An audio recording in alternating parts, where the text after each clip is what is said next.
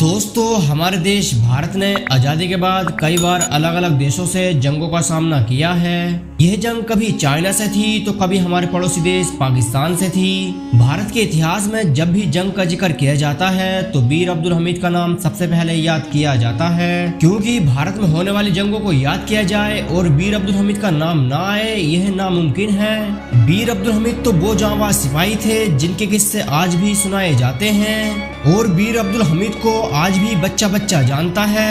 वीर अब्दुल हमीद तो इतने निडर सिपाही थे कि आज भी कोई जवान इंडियन आर्मी में शामिल होता है तो उसके मन में यही ख्वाब होता है कि वो भी वीर अब्दुल हमीद की तरह बन के दिखाएगा। दोस्तों, वीर अब्दुल हमीद कौन थे और उन्होंने ऐसा क्या काम कर दिया जो पूरे ही देश के लिए आज भी हीरो है? दोस्तों, आज की वीडियो में हम यही सब कुछ जानने वाले हैं। अब्दुल हमीद भारतीय सेना के एक सिपाही थे और उनका जन्म 1 जुलाई 1933 को उत्तर प्रदेश के गाजीपुर जिले के धर्मपुर गांव में हुआ था और इनके पिता का नाम मोहम्मद उस्मान था, जो पेशे के एक दर्जी थे। कुछ इतिहासकारों का कहना है जब अब्दुल हमीद थोड़े से समझदार हो पाए थे तभी उनको उनके वालिद के काम पर लगा दिया गया था, मगर वीर अब्दुल हमीद का मन उस काम में बिल्कुल नहीं लगता था। वीर अब्दुल हमीद पहले से ही कुश्ती जैसे खेलों में रुचि रखा करते थे और अब्दुल हमीद की शादी लगभग 19 साल की उम्र में हो गई थी और अब्दुल हमीद के मन में पहले से ही देश के लिए कुछ करने का जज्बा था। जब अब्दुल हमीद की उम्र 21 साल की थी तब वह इंडियन आर्मी में शामिल हो गए थे। अब्दुल हमीद पहले से ही निडर और होशियार होने की वजह से दिन ब दिन उनका ओहदा भी बढ़ता गया और 1962 में चाइना से हुई जंग अब्दुल हमीद की पहली जंग थी। इस जंग में अब्दुल हमीद ने अपनी बहादुरी के जौहर दिखाए, बल्कि बड़े बड़े ऑफिसरों के सामने भी यह साबित किया कि अब्दुल हमीद कोई आम इंसान नहीं बल्कि दूसरों से बहुत अलग है। आखिरकार धीरे धीरे वो वक्त भी आ ही चुका था जो वीर अब्दुल हमीद का सबसे बड़ा दिन था, जिस हादसे की वजह से अब्दुल हमीद को पूरे देश में हमेशा हमेशा के लिए मशहूर कर दिया। दोस्तों, 1962 में चाइना जंग के बाद हमारे देश की माली हालत बहुत कमजोर हो गई थी। हमारा देश इस मुश्किल वक्त को झेल ही रहा था कि 1964 में देश के प्रधानमंत्री जवाहरलाल नेहरू की मौत हो गई, जिसकी वजह से देश की सियासी हालत भी खराब हो गई थी। जब भारत के हालात इतने खराब चल रहे थे तब पाकिस्तान ने कश्मीर पर हमला कर दिया। जब पाकिस्तान ने जंग छेड़ी तब बहुत से फौजी अपने घर छुट्टियों पर आए हुए थे। उस वक्त अब्दुल हमीद भी अपने घर आए हुए थे।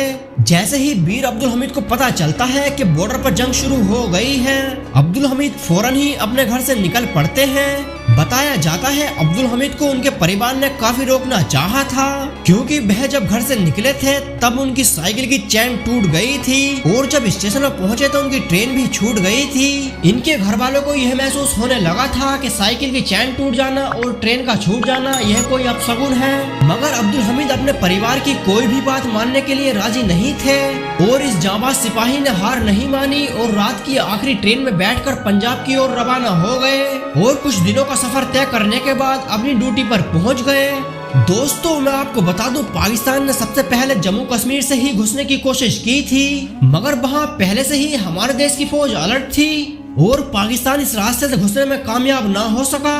फिर बाद में पंजाब के उस बॉर्डर से घुसना चाहा जहां अब्दुल हमीद की ड्यूटी लगी थी। अब्दुल हमीद को जैसे ही पता चला कि पाकिस्तान आर्मी की कुछ टुकड़ी हमारी तरफ आ रही है, अब्दुल हमीद ने अपने अंडर के सारे फौजियों को इकट्ठा कर सर्च ऑपरेशन शुरू कर दिया। अब्दुल हमीद जीप पर बैठकर आगे की ओर चल दिए और उस जीप को नसीम नाम का ड्राइवर चला रहा था और उस जीप को RCL के नाम से जाना जाता था। इस जीप पर आगे की ओर गोला फेंकने वाली तोप लगी होती है। अब्दुल हमीद के कहने पर नसीम नाम के ड्राइवर ने जीप को झाड़ी के पीछे खड़ा कर दिया। वह ऐसी झाड़ी थी जहां जीप खड़ी दिखाई नहीं दे रही थी। बहुत देर वहां रुके रहने के बाद अब्दुल हमीद को एक पाकिस्तानी टैंक नजर आता है और अब्दुल हमीद ने सारे ही सिपाहियों को अलर्ट कर दिया कि पाकिस्तानी टैंक हमारी तरफ आ रहा है और कुछ देर के बाद बहुत सारे पाकिस्तानी टैंक नजर आने लगे थे। अब्दुल हमीद ने फौरन ही अपनी जीप में लगी तोप से निशाना साधा और सबसे आगे वाले टैंक पर ऐसा निशाना लगाया कि उस टैंक के छितड़े उड़ गए।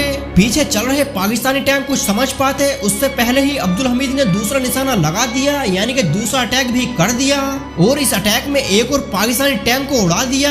यह देखकर पाकिस्तानी फौजी टैंकों से उतरकर भागने लगे और सारे ही फौजी वहां से भाग निकले।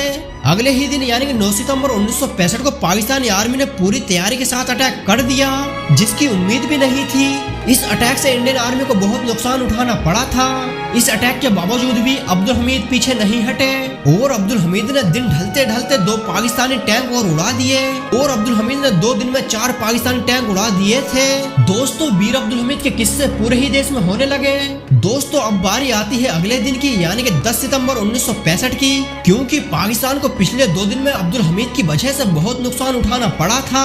इसीलिए वो वीर अब्दुल हमीद को निशाना बनाना चाहते थे और अगले ही दिन तैयारी के साथ आए थे। मगर इधर अब्दुल हमीद ने भी अपनी रणनीति बदल दी थी और अपने साथी सिपाहियों को 3 हिस्सों में बांट दिया था और तीनों हिस्सों से पाकिस्तानी टैंकों पर अटैक कर रहे थे। तभी अब्दुल हमीद ने 3 पाकिस्तानी टैंक और उड़ा दिए थे। मगर बदकिस्मती से पाकिस्तानी आर्मी ने अब्दुल हमीद की जीप को देख लिया और जैसे ही उस जीप को देखा तो उसके ऊपर एक गोले से अटैक कर दिया और वो गोला वीर अब्दुल हमीद की जीप पर जाकर लगा, जिसकी वजह से जीप उड़ गई और वीर अब्दुल हमीद भी इस दुनिया को अलविदा कह गए। मगर जब वीर अब्दुल हमीद की जीप पर अटैक हुआ था तब उस जीप के ड्राइवर यानी कि नसीर भी उस जीप में मौजूद थे, मगर खुशकिस्मती से उनकी जान बच गई। दोस्तों, तभी से अब्दुल हमीद को वीर अब्दुल हमीद के नाम से जाना जाता है। दोस्तों, आज की वीडियो यहीं पर खत्म करते हैं। वीडियो अच्छा लगा हो तो वीडियो को लाइक करके अपने दोस्तों में जरूर शेयर करें और अभी तक हमारा चैनल सब्सक्राइब नहीं करें तो चैनल को सब्सक्राइब करें।